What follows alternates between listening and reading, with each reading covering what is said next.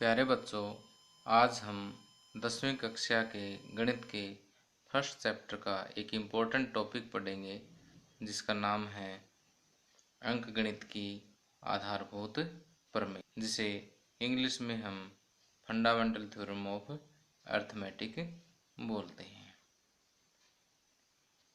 मान लीजिए कि हमारे पास एक भाज्य संख्या 210 है। इसे हम अभाज्य संख्याओं के गुणनफल के रूप में व्यक्त कर सकते हैं। 2 एकम 2, 2 पंजे 10, 3 3 9, 3 पंजे 15, 5 7 35। तो हम 210 को लिख सकते हैं, ये एक भाज्य संख्या है। इसे अभाज्य संख्याओं के गुणनफल के रूप में 2 तिये 6 5 30 7 210 के रूप में लिख सकते हैं। तो अंकगणित की आधारभूत प्रमेय का पहला हिस्सा यही कहता है कि प्रत्येक भाज्य संख्या को अभाज्य संख्याओं के गुणनफल के रूप में लिखा जा सकता है। दूसरा पार्ट जो है इस थ्योरम का, वो ये कहता है कि यदि हम इसके क्रम पर विचार न करें, अर्थात कि अगर हम इन अभाज्य संख्याओं के गुणा का क्रम बदल दें तो ये दोनों चीज़ सेम माने। इसी प्रकार से हम अगर कोई और भी क्रम इसका दे दें तो इन क्रम बदलने पर भी अगर इन गुणनखंडों को सेम माने, एक जैसा माने, तो ये गुणनखंड जो है वो अद्वितीय होंगे। अर्थात किसी भाज्य संख्या को अभाज्य संख्याओं के गुणनफल के रूप में लिखने की एक और केवल एक ही विधि होगी, यदि इसके क्रम पर हम विचार ना करें। तो औपचारिक रूप से हम अंकगणित की आधारभूत प्रमेय की परिभाषा दे सकते हैं। प्रत्येक भाज्य संख्या को अभाज्य संख्याओं के गुणनफल के रूप में लिखा जा सकता है तथा यह गुणनखंड अभाज्य संख्याओं के आने वाले क्रम के बिना अद्वितीय होंगे। अर्थात कि उसे अभाज्य संख्याओं के गुणनफल के रूप में लिखने की एक ही विधि होगी, जब तक कि हम अभाज्य संख्याओं के आने वाले क्रम पर कोई विचार नहीं करते। आगे उदाहरण 5, संख्याओं 4 पावर n पर विचार कीजिए, जहां n एक प्राकृत संख्या है। जांच कीजिए कि क्या n का कोई ऐसा मान है जिसके लिए 4 पावर n अंक शून्य अर्थात 0 पर समाप्त होता है। इसका हम हल करते हैं। यदि n के किसी मान के लिए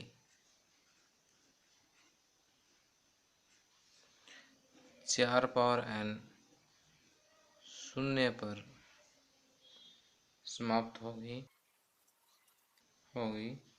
तो वह 5 से विभाज्य होगी। मान लेते हैं कि n के किसी मान के लिए 4 पावर n अगर शून्य पर समाप्त होगी तो वो 5 से विभाज्य होगी। अर्थात 4 पावर n का एक गुणनखंड 5 होगा। लेकिन 4 पावर n को हम क्या लिख सकते हैं? 2 गुणा 2 पावर n अर्थात 2 की पावर 2 पावर n अर्थात 2 की पावर 2n। तो यहाँ हम देखते हैं कि 4 की पावर n में 2 के अलावा और कोई भी अभाज्य संख्या नहीं आ सकती।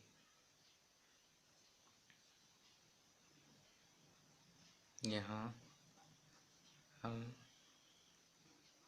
देखते हैं कि 4 पावर n के अभाज्य गुणनखंडों में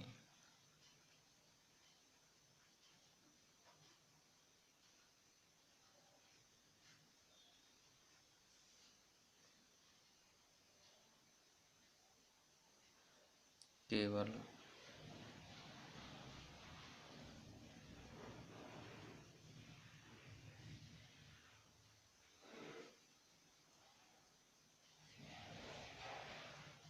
अभाज्य संख्या 2 ही आ सकती है।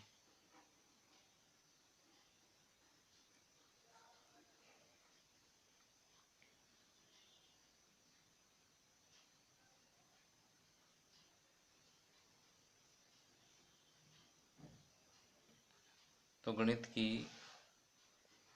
की आधारभूत प्रमेय के अनुसार 4 की पावर n के गुणनखंड में संख्या 2 के अतिरिक्त अन्य कोई गुणनखंड नहीं, अतः ऐसा n का कोई मान नहीं है।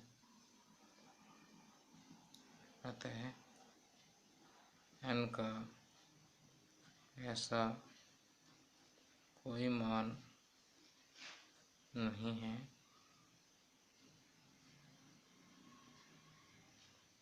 जिसके लिए 4 पावर n अंक 0 पर समाप्त हो।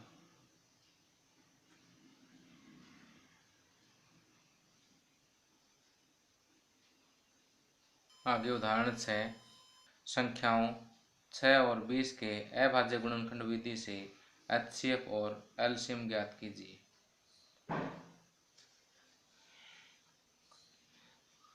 यहाँ हमें 6 और 20 का HCF और LCM ज्ञात करना है।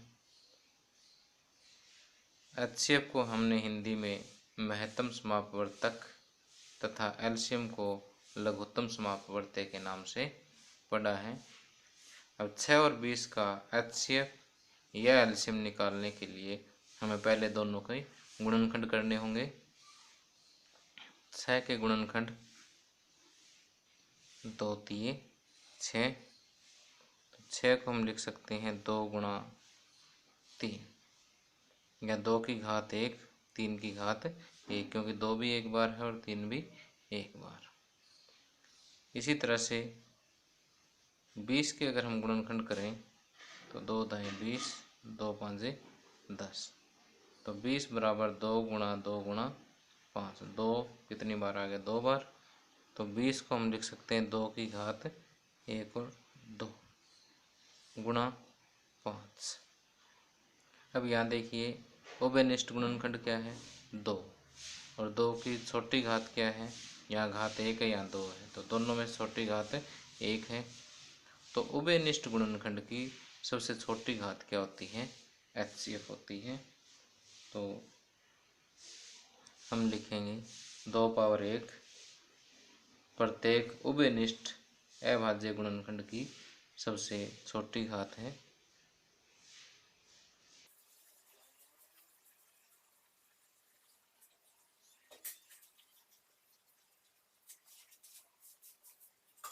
इसलिए HCF ऑफ 6 और 20 बराबर 2 पावर 1 अर्थात 2, यानी 6 और 20 का HCF क्या होगा? 2। अब LCM निकालने के लिए प्रत्येक अभाज्य गुणनखंड की सबसे बड़ी घातें लेते हैं जो दोनों संख्याओं के गुणनखंडों में हो। यहाँ देखिए अभाज्य गुणनखंड 2 है और यहाँ बड़ी घात क्या है? 2। तो हम लिखेंगे 2 पावर 2। इसके अलावा अभाज्य गुणनखंड 3 है, 3 की पावर 1, और अभाज्य गुणनखंड 5 है, 5 पावर 1। प्रत्येक अभाज्य गुणनखंड की सबसे बड़ी घातें हैं।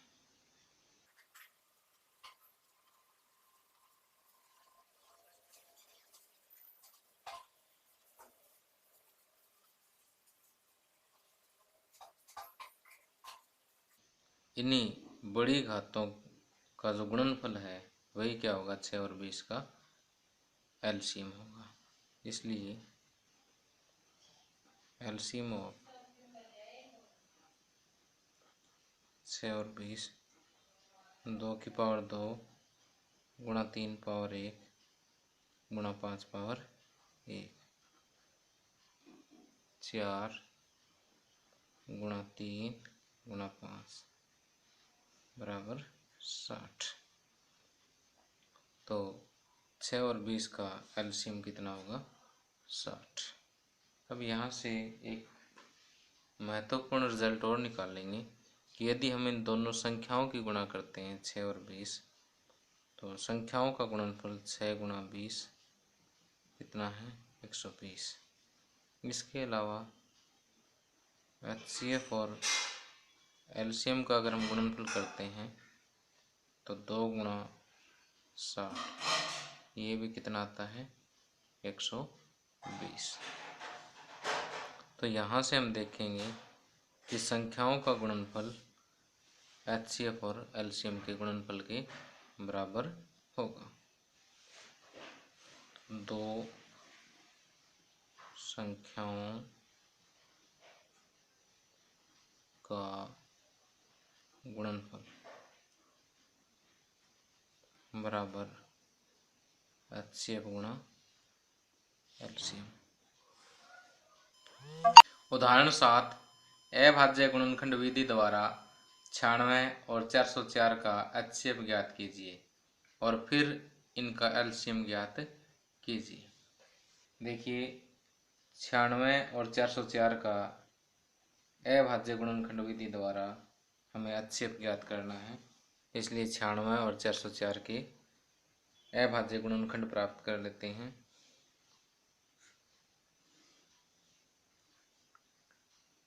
2 चौके 8, 2 8 16, 2 दूनी 4, 2 चौके 8,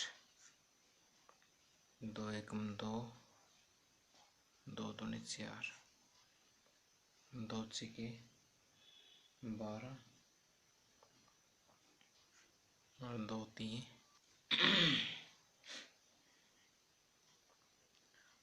तो यहाँ पर 96 को हम लिख सकते हैं 1 2 3 4 5, 2 पावर 5 गुणा 3। इसी तरह से 404 को हम लिख सकते हैं 2 दूनी 4,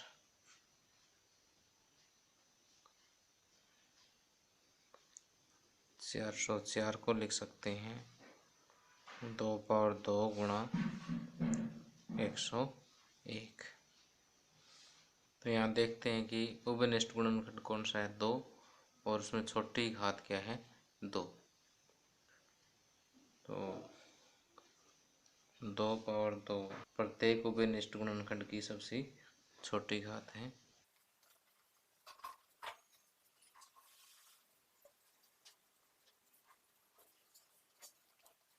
इसलिए एचसीएफ ऑफ 96 एंड 404 बराबर 2 पावर 2 अर्थात 4। अब हमें इसका एलसीएम फाइंड आउट करना है, तो हम एक सूत्र का प्रयोग करते हैं कि एलसीएम गुणा एचसीएफ बराबर दोनों संख्याओं का गुणनफल।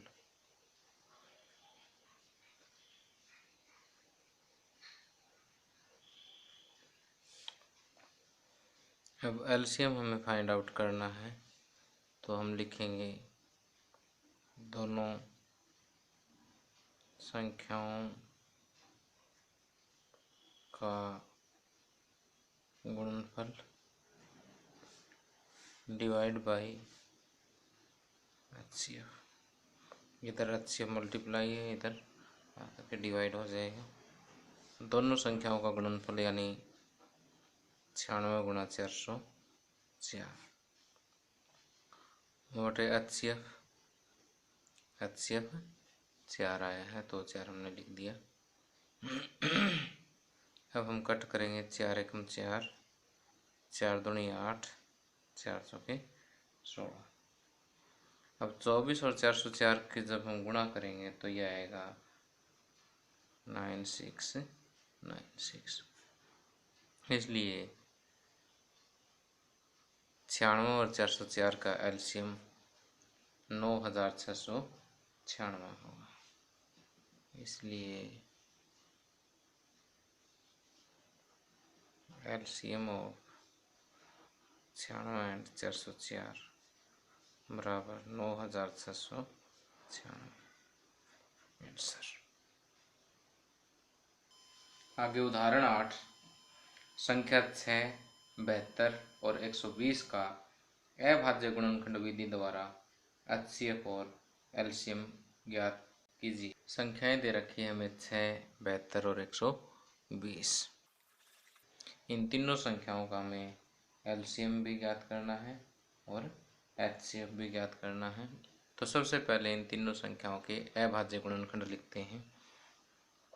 6 के अभाज्य गुणनखंड 2 गुणा 3, 2 पावर 1 गुणा 3 पावर 1।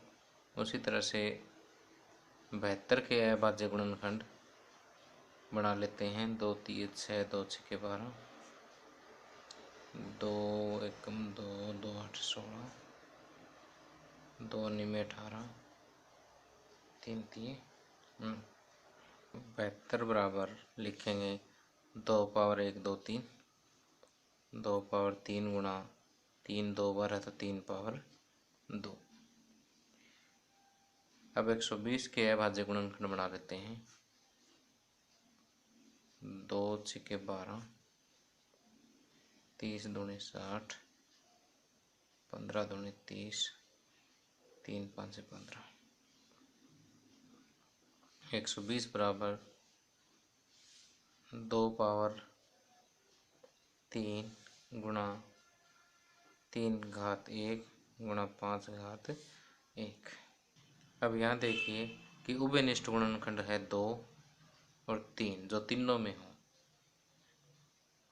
और उनकी सबसे एचसीएफ निकालने के लिए देखेंगे सबसे छोटी घात। तो हम लिखेंगे 2 पावर 1 और 3 पावर 1। प्रत्येक उभयनिष्ठ अभाज्य गुणनखंड की सबसे छोटी घातें हैं।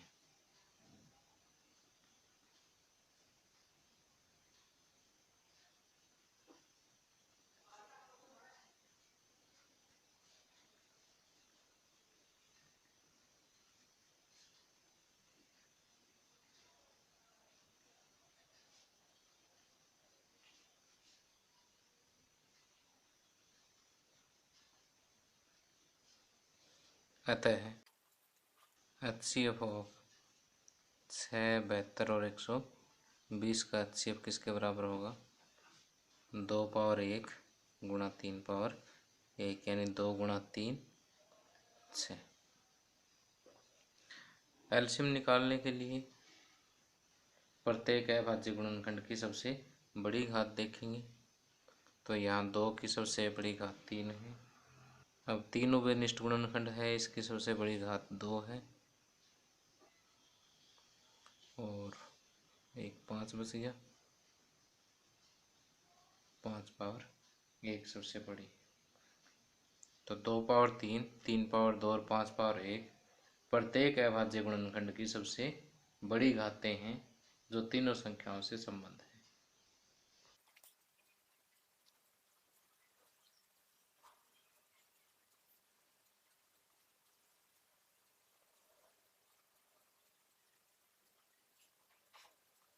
अतः एलसीएम ऑफ 6, 72 और 120 इसके बराबर होगा 2 पावर 3 गुणा 3 पावर 2 गुणा 5 पावर 1।